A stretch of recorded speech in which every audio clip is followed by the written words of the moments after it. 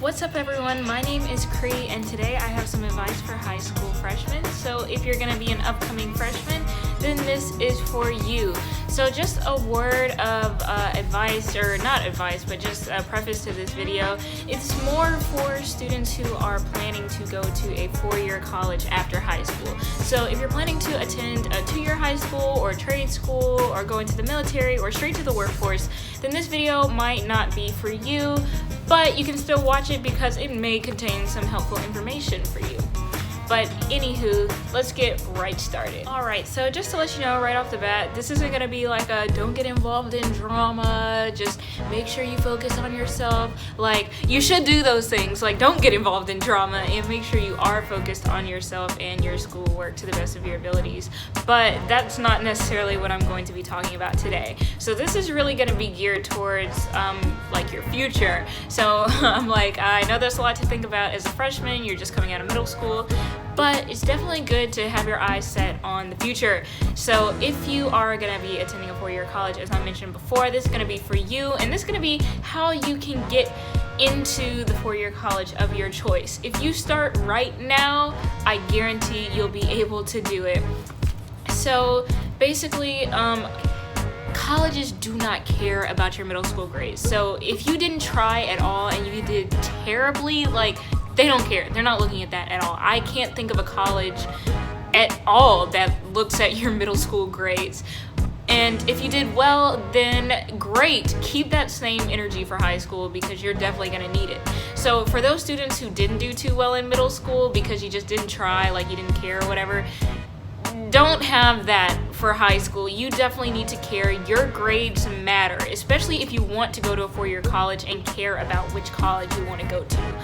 So you definitely need to know that your grades matter from the jump, okay? Your middle school grades don't matter, but from high school, as soon as you set foot in there, your grades matter. So I'm not saying this to scare you and be like, oh my gosh, I have to get 100 on everything.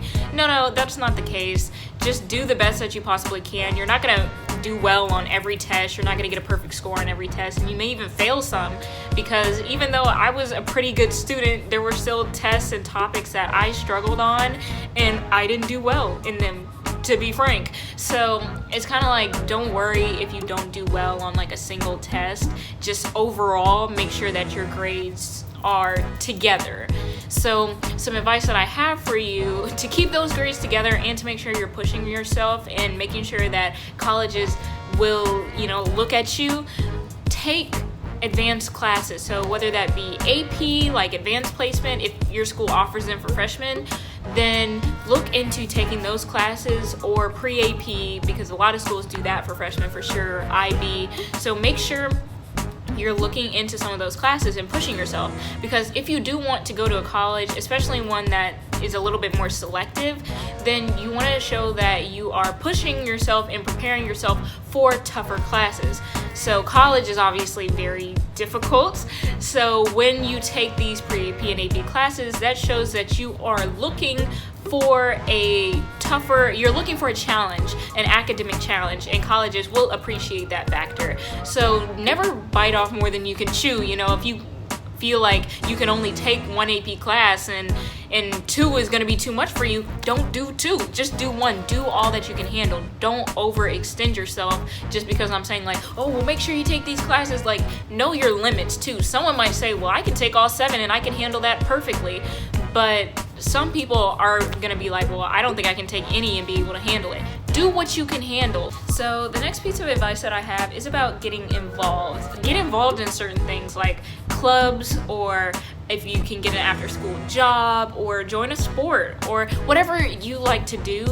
Definitely make sure you're doing that and discovering some different things. So some advice that I have about that is to start setting times about when you should do certain things. So start learning to time manage.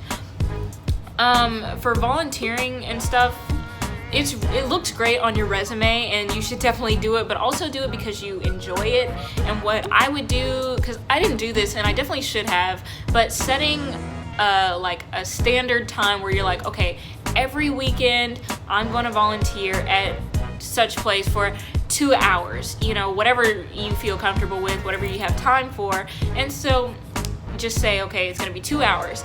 And that's gonna add up over the course of a few years, then you're gonna graduate and be like, well, I graduated with over 100 hours of community service hours. So it's like, it looks great on your resume, and don't just again do it because it looks great on your resume. Do it because you legitimately enjoy it. And that might have to take some time and some trial and error. So you might be like, okay, well, I'm gonna experiment doing some climate change help, or volunteering at a food bank or a homeless shelter, or tutoring kids. And you might not like everything that you do, and that doesn't make you a bad person, but sometimes you just need to figure out what field is good for you. So you might be like, oh, well, you know what, I like working with animals, so that's better for me just because I enjoy that more than doing something else. So that's fine too. You just have to figure out what you like to do and just consistently do that, every weekend or every month when you have some time. Log those hours. Log those hours. Make sure you keep track of them every time you volunteer.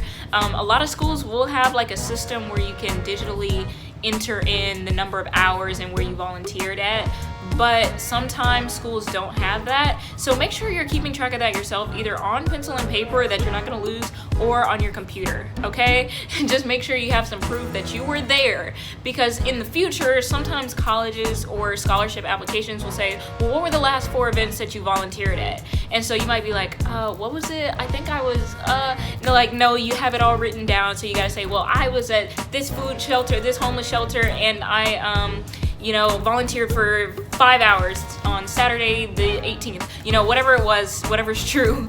And so then you don't have to like look around and be like, oh, well, where was I? No, so just make sure you keep track of all those things, because it's gonna help you in the long run.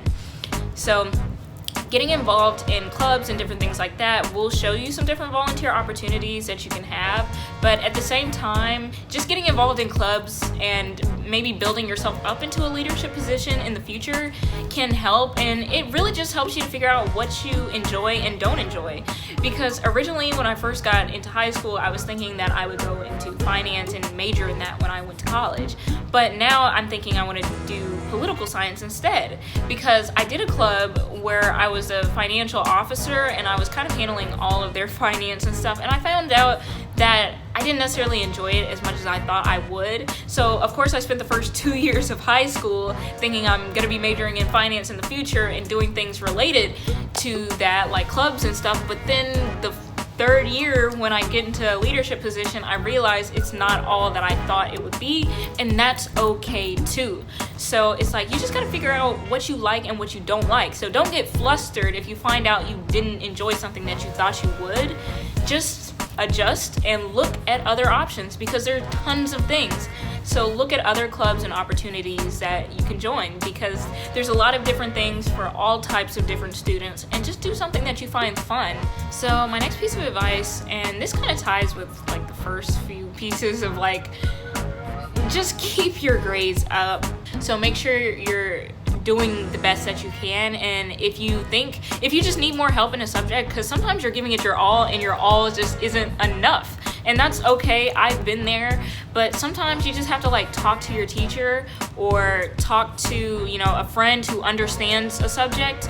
And a lot of schools will have like seniors or older students doing free tutoring to younger students who don't understand the subject. So it's like, if you can't necessarily afford to have your own private personal tutor, it's okay, because a lot of times there's going to be someone who is available to help you. So also YouTube is free and you can watch different videos over certain topics. Just don't get behind and be like, well, I'm just going to learn enough so I can pass this test.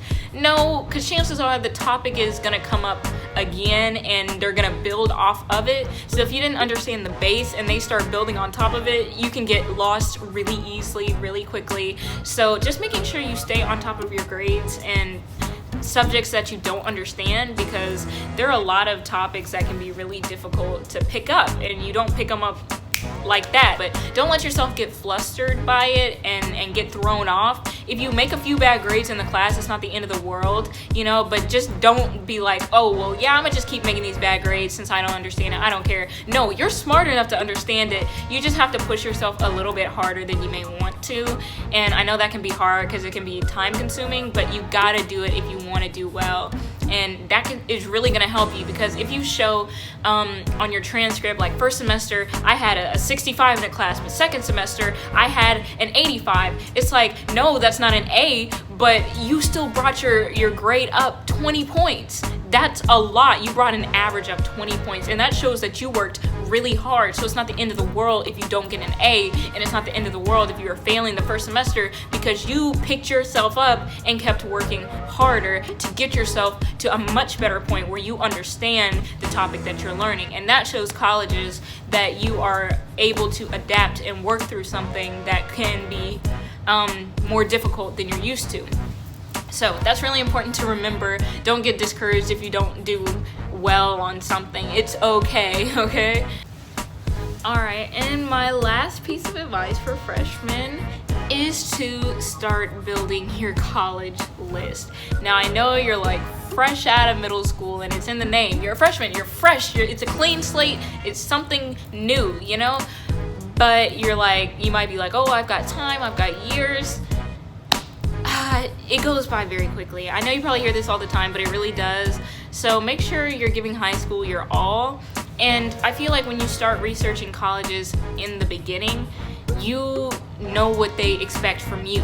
So if a college says, well, you need a 3.5 GPA, most students who come in here come in with a 1200 on the SAT, then you know, like, okay, well, I need to make sure I maintain this GPA. I need to make sure I maintain this type of these grades and this SAT score, and I need to volunteer. So just look at what other students did to get into that school, so you can start early, and you're not looking at it like your last year, like, oh, I didn't know I should have been doing this. Like, no, you have an idea of what type of grades you're gonna need for the schools that you're considering. In my experience, there are two types of students. So you might have student A who's like, oh, my mom went here, my dad went here, my grandparents went here, and I'm gonna go here. I'm gonna be the next graduate from this university.